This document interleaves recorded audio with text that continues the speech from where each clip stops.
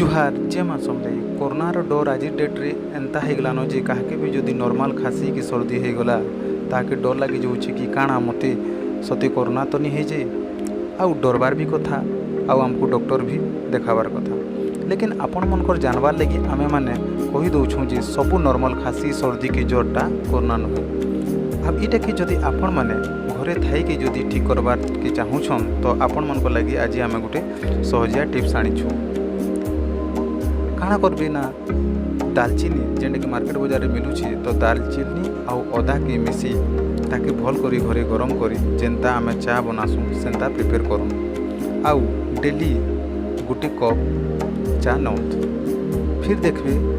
आपनकर जे नॉर्मल खासी की सर्दी अच्छे सेटा भी छाड़ी जावा आउ वायरल इन्फेक्शन भी जेन अच्छे सेटा भी गायब हो जावा।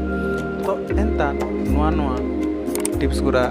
आपण मैंने जदि आमर वीडियो नु देखवा लगी चाहूछन तो आमर चैनल के सब्सक्राइब करूँ आउ लाइक करूँ। धन्यवाद।